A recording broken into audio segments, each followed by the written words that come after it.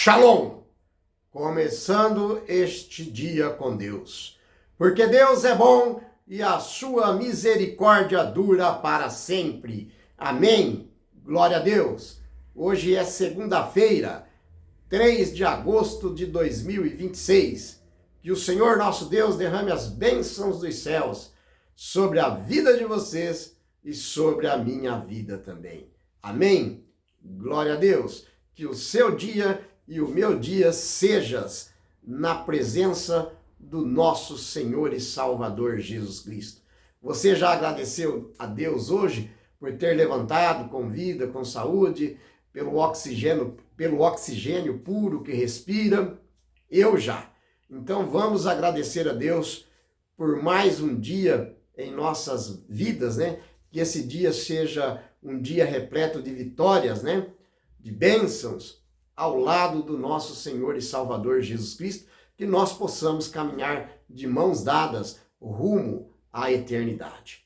Amém? E que possamos dizer assim: cria em mim, ó Deus, um coração puro e renova dentro de mim um espírito inabalável. Amém? Vamos para a Bíblia então? A voz é minha, mas a palavra ela é de Deus.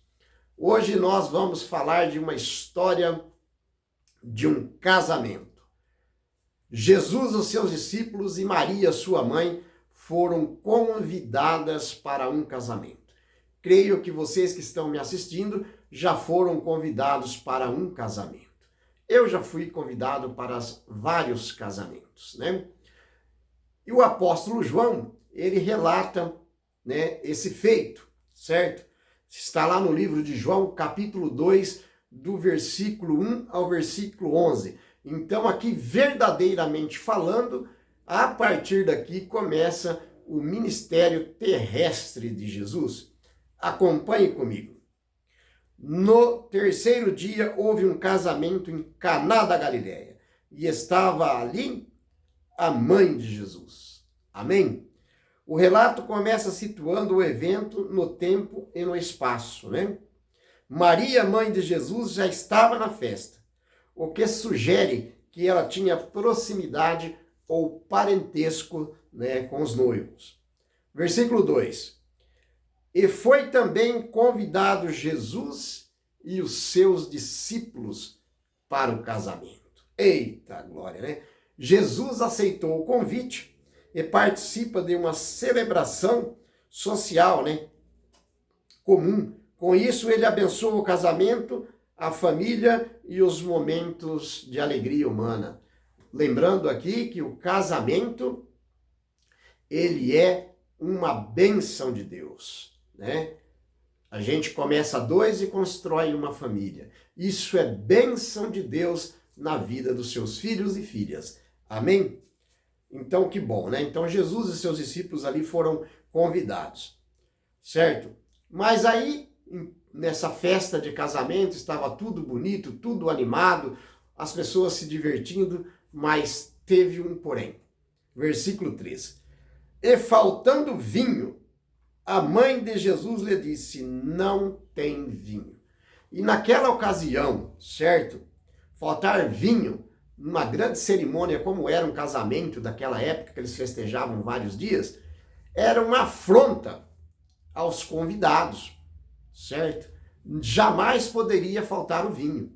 E lembrando aqui que esse vinho não era o vinho alcoólico, era o vinho feito do puro suco de uva, tá? Então, versículo 3. E faltando vinho, a mãe de Jesus lhe disse, não tem vinho. E aí então Jesus disse no versículo 4, disse-lhe Jesus, mulher, que tenho contigo, ainda não é chegada a minha hora. Ora, veja bem, a gente que não entende às vezes, né, esse contexto aqui, fala, nossa, Jesus foi deselegante com a mãe? Jesus foi desrespeitoso com a mãe? Eu vou ler novamente. Disse-lhe Jesus, mulher, que tenho contigo, ainda não é chegada a minha hora. Mas vamos explicar para vocês como que funcionava naquela época. O termo mulher era um tratamento respeitoso na época. Mas Jesus estabelece um limite claro, né? Ele avisa que suas ações são guiadas, né, pelo Pai, certo? Então, inicia assim o ministério terrestre de Jesus e o primeiro milagre, certo? Jesus disse: ainda não é chegada a minha hora. A partir do milagre, então, começa-se o ministério terrestre de Jesus, aonde ele fez muitos milagres, aonde ele deu vista aos cegos, aonde ele curou os coxos, os aleijados, né? Então, esse relato é maravilhoso. Acompanhe comigo. O versículo 5, sua mãe disse aos serventes: fazei tudo quanto eles vos disseram. Então, tinha acabado o vinho. E como eu disse, naquela época, uma festa que durava aí vários dias, né? Não era um dia só igual hoje, não, era vários dias. Faltar o vinho era um ato desrespeitoso dos noivos para com os convidados. Tinha que haver vinho, certo? Maria aceita a resposta de Jesus e demonstra fé absoluta no seu filho, no Filho de Deus, né? Ela instrui os serventes, né, a obedecerem cegamente qualquer ordem que fosse dada por Jesus. Versículo 6. Estavam ali postas 6 talhas de pedras, certo? Para as purificações dos judeus, cada uma das quais levava 2 ou 3 metretas, que era a medida daquela época, trazendo para nós hoje equivalente de 80 a 120 litros, certo? O texto detalha que os recipientes eram de pedra e serviam para os rituais de lavagem religiosas dos judeus. A transição da água da lei, né, para o vinho simboliza a chegada de uma nova aliança. E essa nova aliança simbolizada pela chegada, e ela chegou. Essa nova aliança foi o sacrifício de Jesus na cruz do Calvário depois de 3 anos de ministério. Amém? E o versículo 7, disse-lhe Jesus aos serventes, né? Enchei de água essas talhas, e encheram-nas até em cima. Jesus ordena uma tarefa simples, mas pesada, carregar uma talha de pedra com 80 a 120 litros era muito pesado. Os serventes, né, demonstram obediência completa ao encher aquelas talhas até a borda, quase derramando, né? Não deixando espaço para dúvida do primeiro milagre de Jesus como humano aqui nessa terra, certo? Versículo 8, disse-lhes: tirai agora e levai ao mestre-sala. Então levaram. A partir de agora, então, que começa o desfecho. O milagre acontece no percurso, certo? Os serventes mostram coragem e fé prática ao levarem o líquido ao organizador da festa, né? O mestre-sala.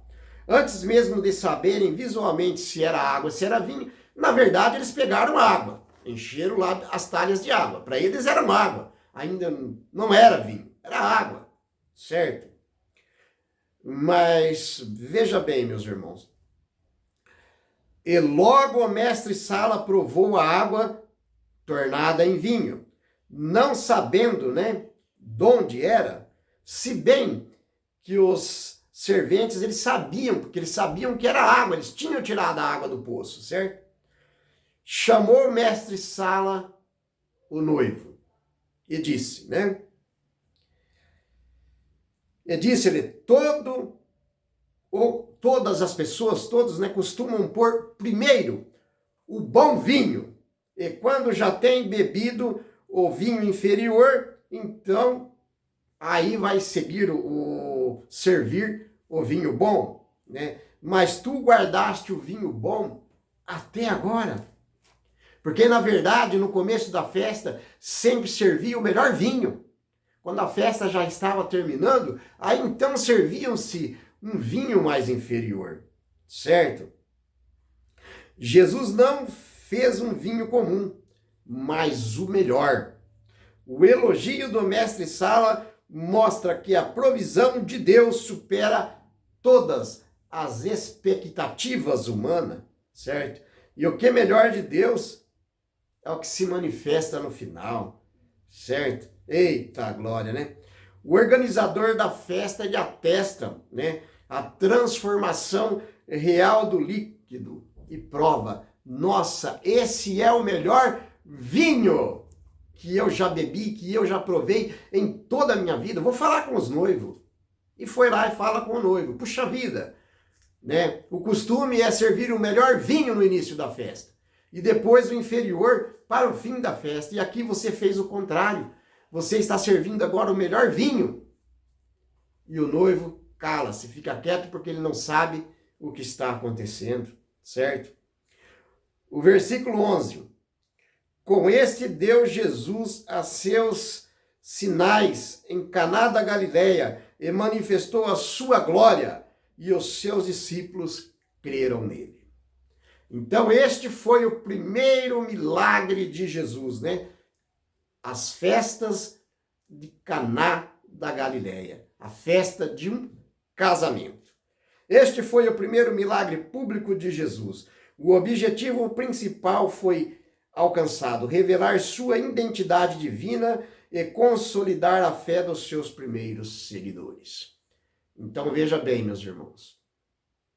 Aqui então começa o ministério terrestre de Jesus, certo? A partir do primeiro milagre surgiram muitos e muitos milagres, certo? Hoje Jesus já não está aqui mais como ser humano. Ele já subiu ao céu, está sentado à destra do Pai, intercedendo por mim e por você. E continua fazendo milagres, certo? Só o fato de nós levantarmos com vida e saúde, respirando esse oxigênio puro, é um grande milagre, porque muitas pessoas deitaram e não acordaram mais, foram direto para a sepultura. Então, que eu e você possamos agradecer o nosso Deus por todas as bênçãos concedidas em nossas vidas. Amém? Oremos. Grandioso e eterno Deus, Pai de amor e de misericórdia. Muito obrigado, grande Deus, por nos trazer mais esta mensagem de edificação para a nossa alma, para o nosso coração. Em nome de Jesus, amém. A voz foi minha, mas a palavra, ela é de Deus eternamente. Amém. Shalom!